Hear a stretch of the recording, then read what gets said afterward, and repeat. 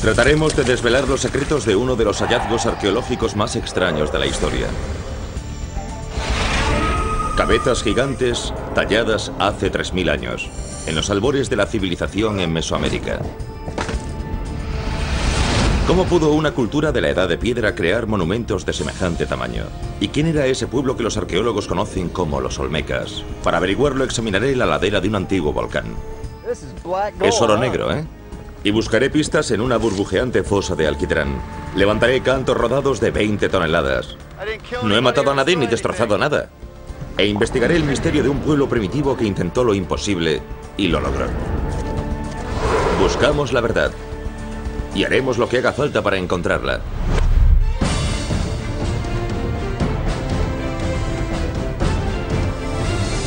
Buscando la verdad, los Olmecas, reyes de la Edad de Piedra. En plena selva centroamericana se esconde un misterio que desconcierta a los arqueólogos desde hace décadas. Cabezas de piedra gigantes. Hola, soy Hunter Ellis. Este monolito tiene más de 30 siglos de antigüedad y pesa más de 10 toneladas. ¿Pero quién lo hizo? ¿Y cómo? He venido hasta el corazón de México para descubrir los secretos de los reyes de la Edad de Piedra. Eran los Olmecas, el pueblo de la selva. Para conocerlos debemos hacer un recorrido por las distintas civilizaciones que han habitado estas tierras. Entre ellas, la más conocida es la de los aztecas, que hace 500 años crearon un vasto imperio que se extendía a lo largo de más de 200.000 kilómetros cuadrados. Construyeron grandes ciudades y enormes templos. Sacrificaron a miles de personas como ofrenda a sus dioses y fueron derrotados por los conquistadores españoles. Los Olmecas son una civilización anterior. Los mayas también comparten la fama de los aztecas y dejaron un enorme legado de piedra. Gobernaron un imperio que abarcaba un área de 250.000 kilómetros cuadrados y que albergaba a 20 millones de personas. Los muros de sus templos relatan el auge y la caída de sus dioses y reyes. Retrocedamos todavía más. Siglos antes de la aparición de la civilización maya y 1200 años antes del nacimiento de Cristo, los Olmecas surgieron de las selvas de las tierras bajas de lo que hoy es México. Eran los tiempos de Tutankamón y Ramsés II en Egipto. Pero aquí en Centroamérica no había más que selva hasta la llegada de los Olmecas. En lo que respecta a su tamaño, las civilizaciones azteca y maya rayan lo épico. Sin embargo, el tamaño no lo es todo. Quizá los Olmecas no gobernasen a tanta gente, pero sí fueron los primeros en hacerlo. Son un pueblo envuelto en un halo de misterio. La selva se ha tragado casi todo lo que hicieron.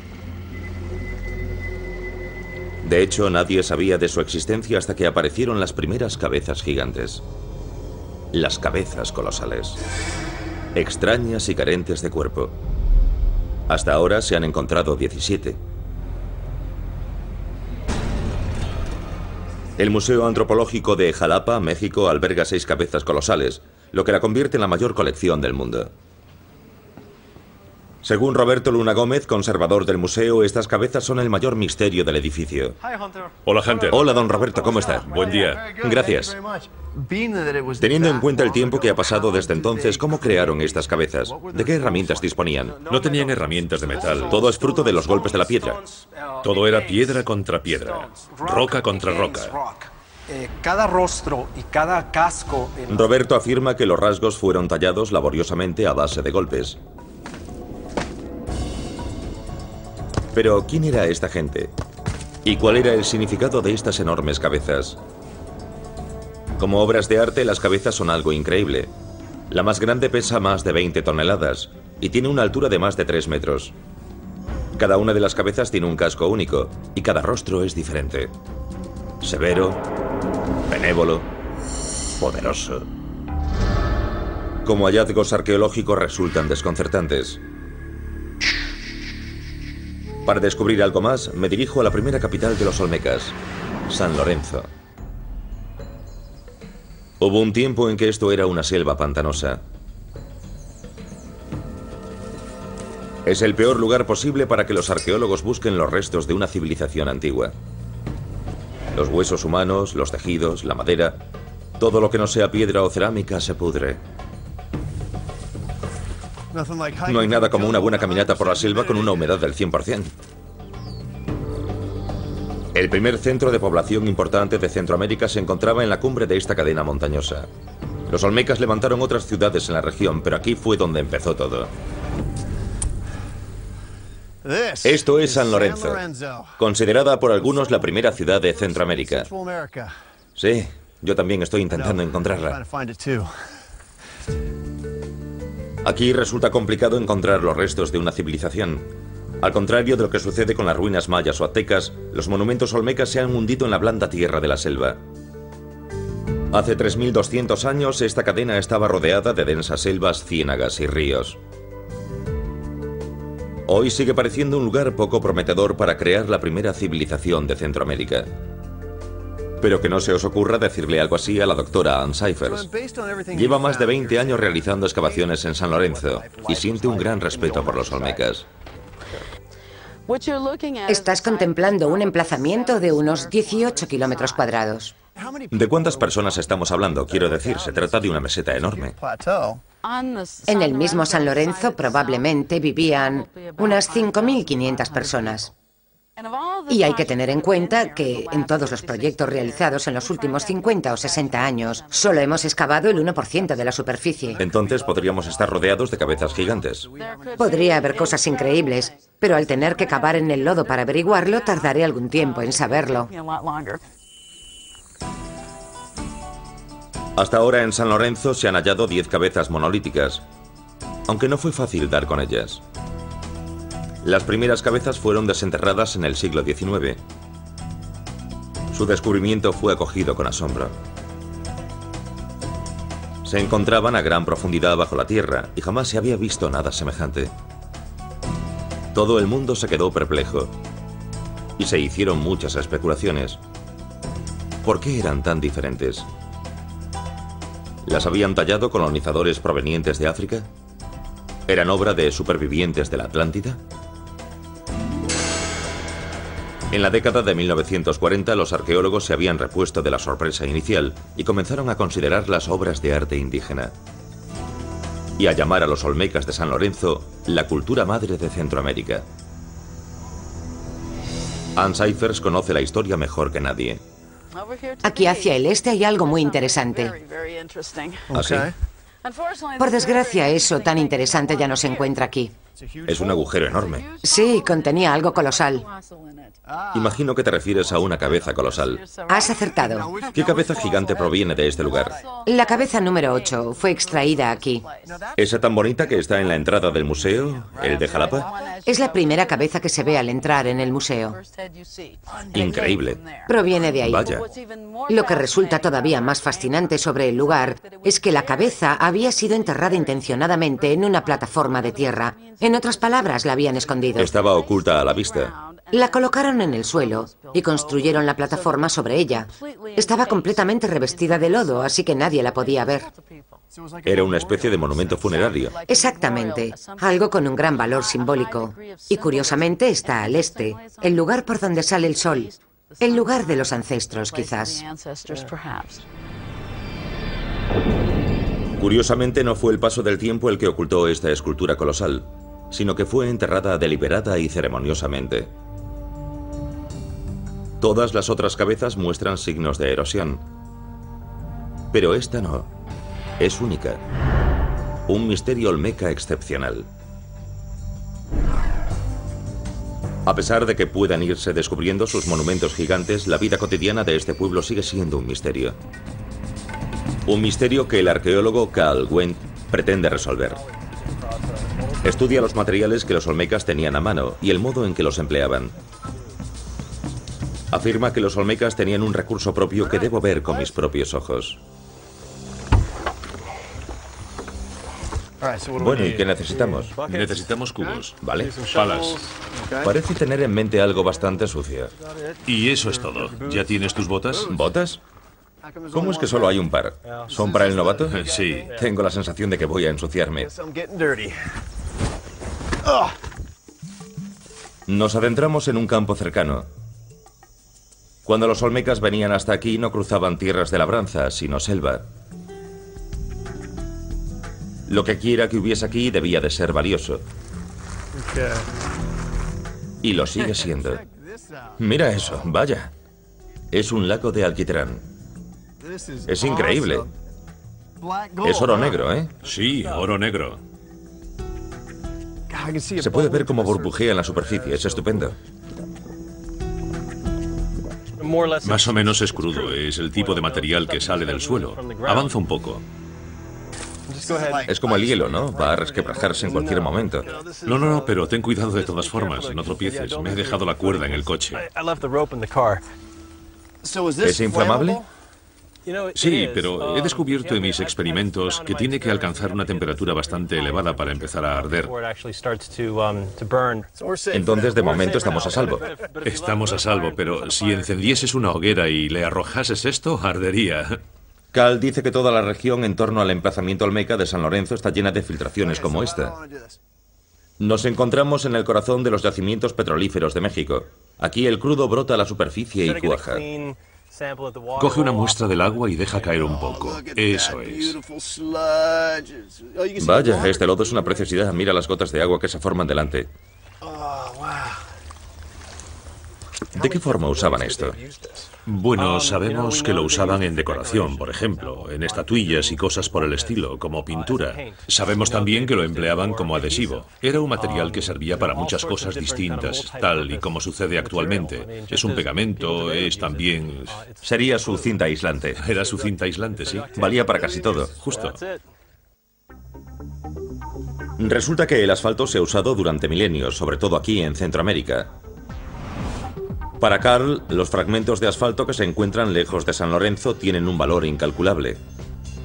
Estos trozos fueron en su día recogidos y procesados por los olmecas. La mayoría de sus objetos se pudrieron hace mucho tiempo. Pero toda una serie de materiales olmecas, principalmente madera y tejidos, ha dejado una marca sobre el asfalto. Esa vaga huella nos permite conocer algo más de la vida de los olmecas. Cuéntame qué descubres sobre los olmecas analizando un lugar como este. Una de las cosas a las que me he estado dedicando es no limitarme a hacer experimentos para averiguar cómo procesaban los materiales, sino que también he estado estudiando el origen de dichos materiales.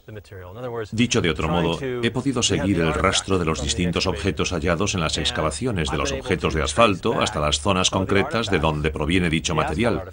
Esto nos permite conocer las pautas comerciales, el intercambio, la interacción, esa clase de cosas que resultan tan difíciles de comprender a los arqueólogos. El estudio de objetos como el asfalto ofrece a los arqueólogos una imagen más clara sobre el modo en que los olmecas comerciaban con sus materias primas y productos elaborados. Así han descubierto que los olmecas comerciaban con sus productos hasta miles de kilómetros. Ya hemos llenado los 2 cubos, ¿es suficiente? Sí, ya me he ensuciado bastante. Muy bien. Me he quedado pegado, así que... A ver si conseguimos salir de aquí. Claro, suena bien, ¿eh?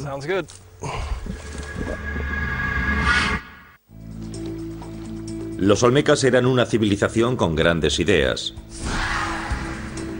Crearon enormes monumentos de piedra. Sin embargo, su cultura sigue siendo uno de los mayores enigmas de Centroamérica. Muchos de sus secretos siguen enterrados en las ruinas de su primera ciudad, un lugar que los arqueólogos conocen como San Lorenzo. Ann Cyphers está tratando de hacerse una idea del aspecto que tendría este asentamiento. Recoge muestras de tierra en un área de unos 75 kilómetros cuadrados. Este es Don Juan y esta es Marisol Varela, es arqueóloga. Hola, encantado. Ann dice que debería probar. Su equipo ha recogido más de 3.000 muestras en San Lorenzo, guardando una distancia de 20 metros entre cada toma. ¿Qué es lo que buscáis para demostrar la presencia de los olmecas? Lo interesante es que aparezcan posibles vestigios de antiguas estructuras. Por ejemplo, los suelos dejan un rastro específico que puede encontrarse en medio del lodo. ¿Y qué diferencias apreciáis? ¿Cómo sabéis que habéis dado con una estructura? ¿Qué cambios aparecen? Normalmente encontramos suelos de casas. A veces es yeso rojizo o anaranjado. Otras veces encontramos empedrados. Al tomar la muestra, los atravesamos. Y cuando extraemos el lodo, se aprecia claramente la presencia de un piso. Y salta a la vista el color rojo o la bentonita. El naranja. Y entonces sabéis que existe una estructura a una determinada profundidad. Eso es. Hay que tomar medidas para saber a qué profundidad se ha tomado la muestra. Entonces, al tomar cada muestra, medís la profundidad para saber dónde se encuentra cada cosa. Ahora nos encontramos a unos 31 centímetros, más o menos. ¿Cómo que más o menos? Necesitamos la medida exacta. Vale, hay que ser preciso. Repito la medición. Sí, 31 centímetros. Muy bien, Hunter. Esto mide cerca de 1 metro. ¿Qué pasa cuando no llega más allá? Bueno, cuando llegas a un punto en el que toda su extensión está bajo tierra, es el momento de añadir otra extensión. Tenemos más justo aquí. Manualmente hemos llegado a descender unos 18 o 19 metros. ¿En serio? Totalmente. ¿Habéis conseguido bajar hasta 18 metros a mano? Sí, a mano. Hacen falta 4 o 5 hombres, a veces 6 para hacerlo. Sin duda. Ahora comprendo por qué sabemos tan poco de los olmecas. Su capa de ocupación se encuentra a unos 18 metros bajo tierra. Es como buscar un tesoro enterrado.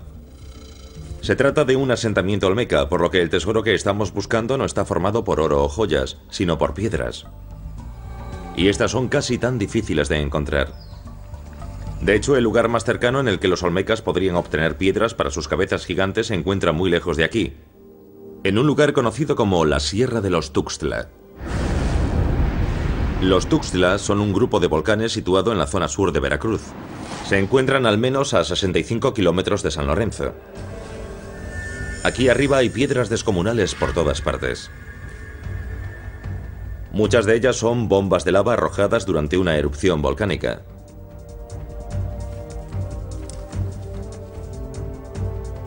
Pero si los olmecas venían hasta aquí para conseguir piedras para sus monumentos, ¿cómo las transportaban?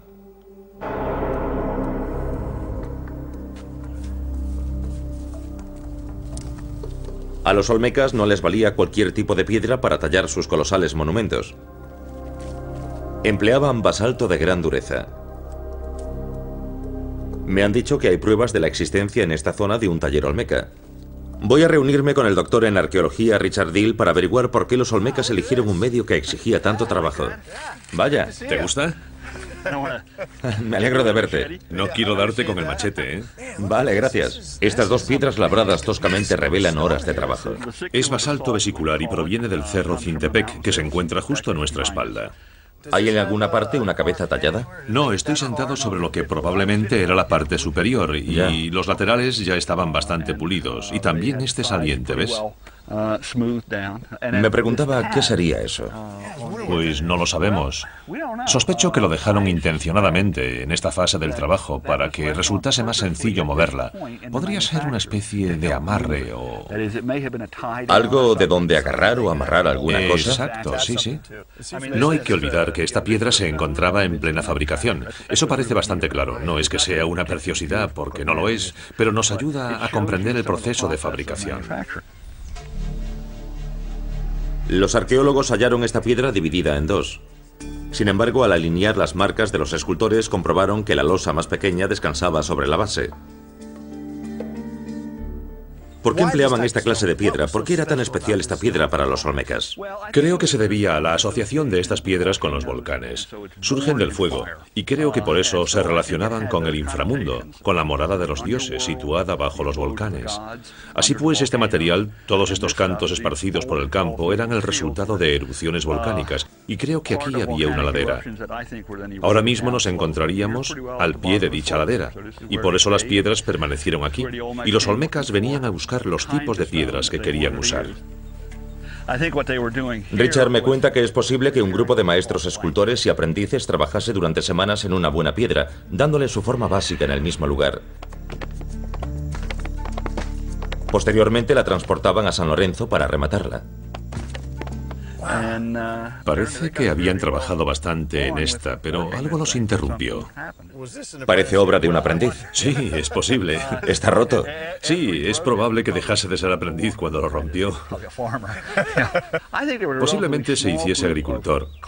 Creo que aquí trabajaba un pequeño grupo de escultores hasta que llegaba el momento de trasladar la piedra y entonces venía un montón de gente. Quizá viniese a echar una mano toda la comunidad. Es increíble. Sorprende lo que esta gente podía hacer. Los monumentos de piedra acababan a unos 65 kilómetros de distancia. ¿Cómo podían mover en la edad de piedra rocas que llegaban a pesar hasta 40 toneladas? ¿Y por qué se molestaban en hacerlo? Ha llegado el momento de un poco de arqueología experimental. ¿Qué hace falta para mover una cabeza gigante?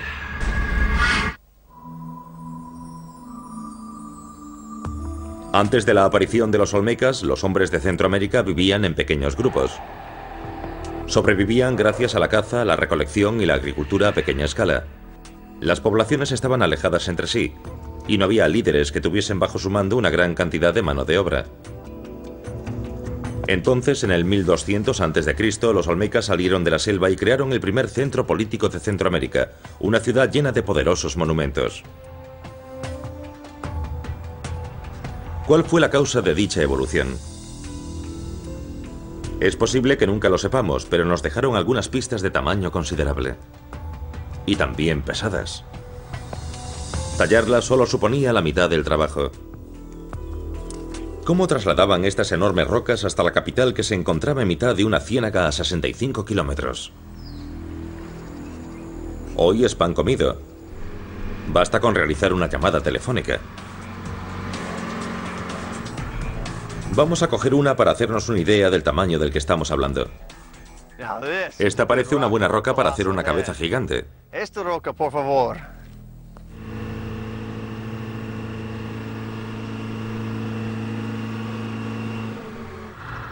Esta grúa puede levantar unas 20 toneladas, lo que debería bastar para izar esta enorme roca. A ver qué tal aguantan las correas. La grúa no debería tener ningún problema con esta roca, pero no tengo claro que sea suficiente con una sola correa de nylon.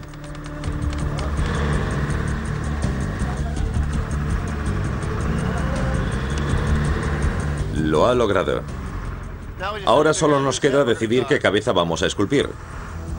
Hemos levantado 14 toneladas sin ningún esfuerzo. Ni siquiera hemos movido un dedo. Muy bien, veamos si puedo moverlo un poco. ¿Con este? ¿En qué dirección? ¿Debo bajar esto? Vaya.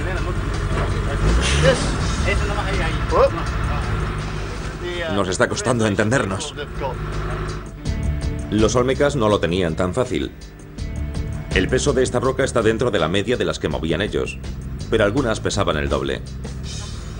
Bueno, no he matado a nadie ni destrozado nada. Ha habido suerte. Valiéndose de poco más que la fuerza bruta y una gran determinación, movían rocas de hasta 40 toneladas. Pero ¿cómo lo lograban? Nadie lo sabe a ciencia cierta, aparte de que hacían falta muchos hombres. A pesar de todo, el doctor Carl Wendt tiene algunas teorías. Está claro que no es una cabeza olmeca. No, no es una cabeza olmeca, pero podrías llevarte alguna sorpresa. ¿Sí?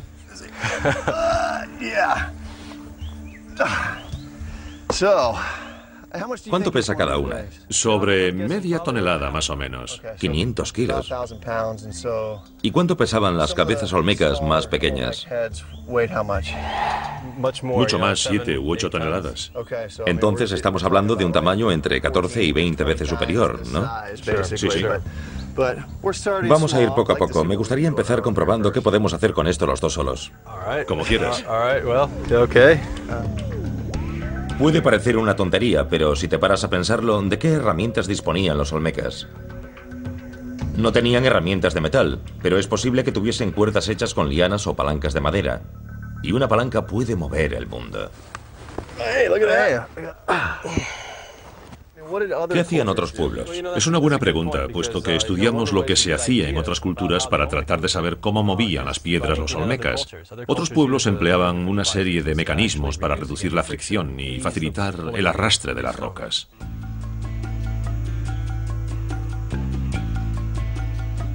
Los egipcios empleaban a un gran número de personas para mover los bloques con los que construyeron las pirámides, y los olmecas hacían lo mismo. Eso sí, a una escala muy diferente. San Lorenzo tenía una población de tan solo 5.500 personas. Así pues, se enfrentaban a un reto parecido al que ahora tenemos Cal y yo. Bueno, ¿por dónde empezamos? Ya están aquí los chicos, así que, ya sabes. Sí, creo que podremos mover un montón de rocas con ellos. Les hemos pedido que piensen cómo mover la piedra valiéndose solamente de cuerda, palancas y su propio esfuerzo.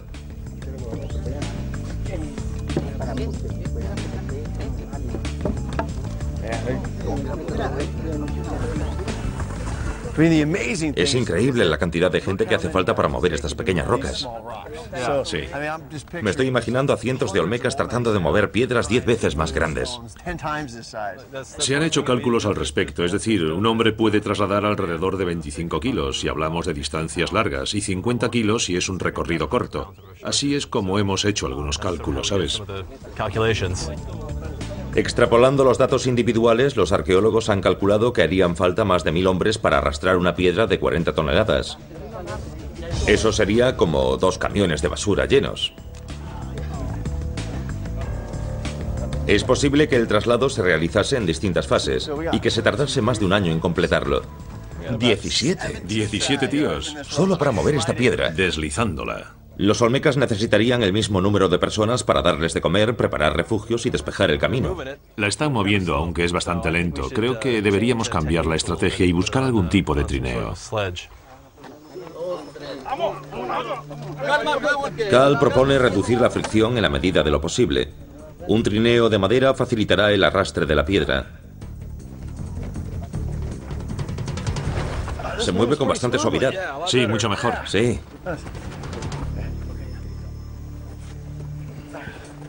Hay que recordar que los olmecas no conocían la rueda. Lo mejor que podían hacer era utilizar algunos leños a modo de rodillos.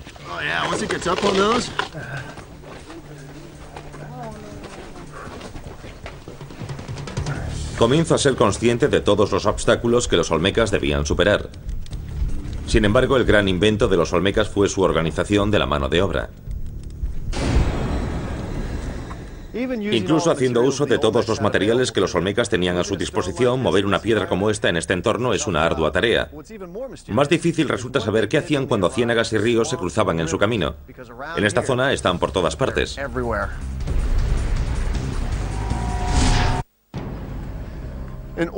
Para trasladar la piedra hasta la ciudad que se encontraba en aquella meseta, los olmecas tenían que recorrer kilómetros de ciénagas y selvas, terrenos que hoy ocupan los cultivos. Pero que en la estación húmeda, cuando llueve, se inundan, convirtiendo San Lorenzo prácticamente en una isla.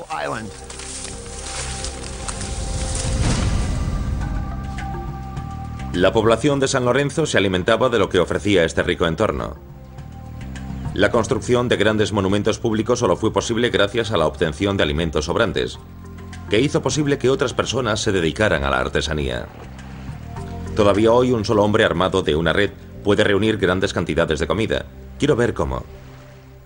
Se me ha ocurrido reunirme con uno de los vecinos para aprender el viejo arte del uso de la red.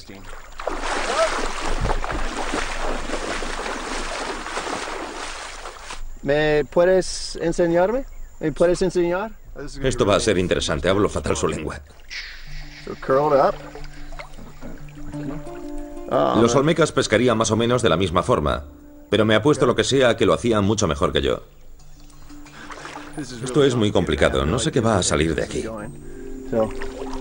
¿Otra vez? A pesar de que las redes se han podrido, se han encontrado piezas de cerámica que podrían haber servido de lastre para redes como esta. ¡Vaya! La suerte del principiante.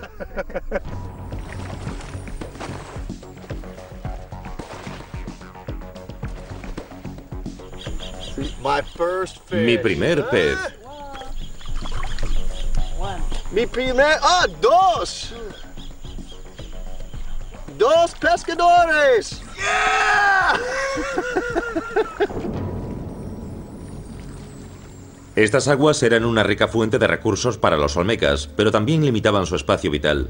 En cualquier caso, hallaron la solución al problema y contaban con suficientes hombres para ponerla en práctica. La arqueóloga Ann Cyphers me comenta que a pesar de que su población era relativamente pequeña, transformaron el paisaje. Hablamos de muchos millones de metros cúbicos de relleno que trajeron hasta aquí para crear más espacio para vivir. Toda la zona estaba rodeada de bancales artificiales. Y hablamos de una cantidad enorme, de millones y millones de metros cúbicos de lodo.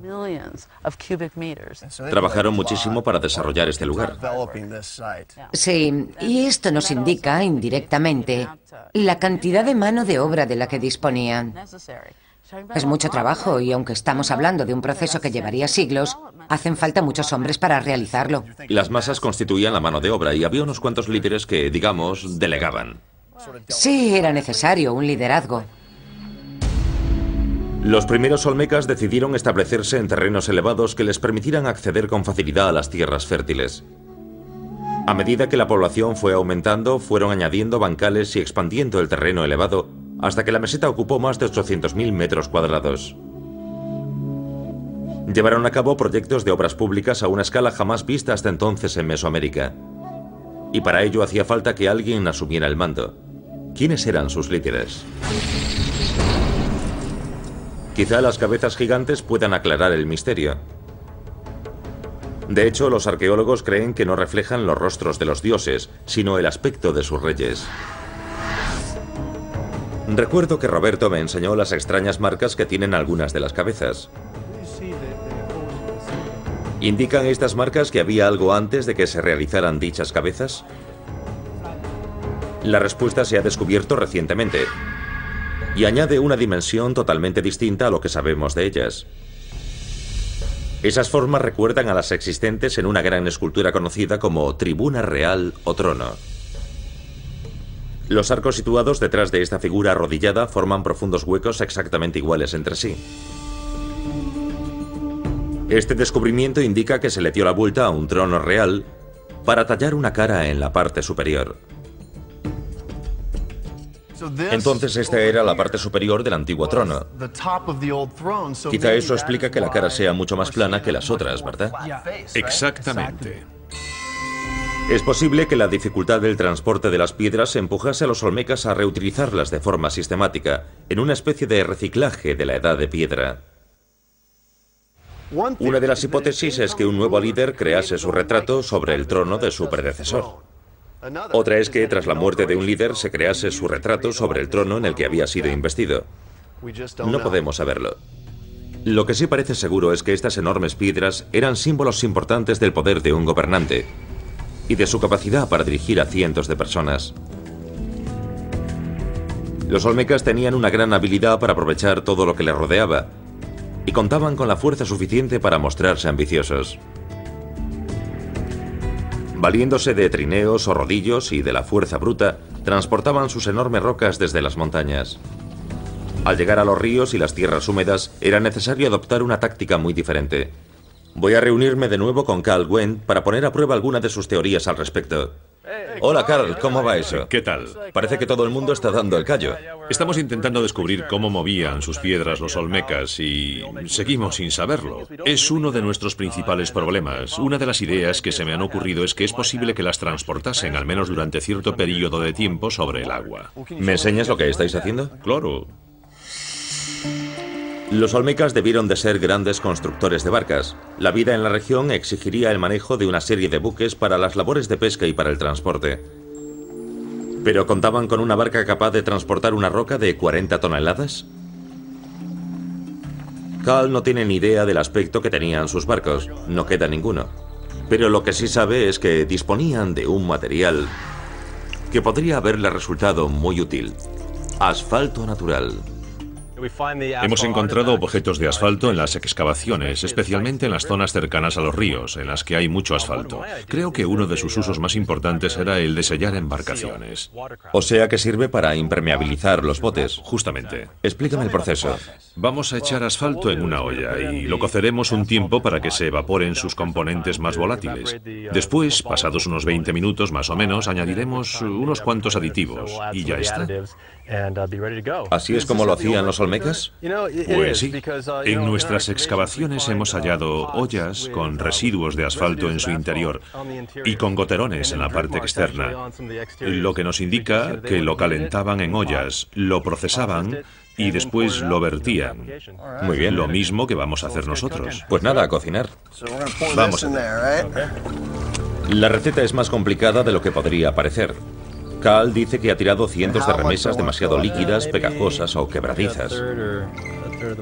Allá vamos. Muy bien, adelante, ponlo al fuego.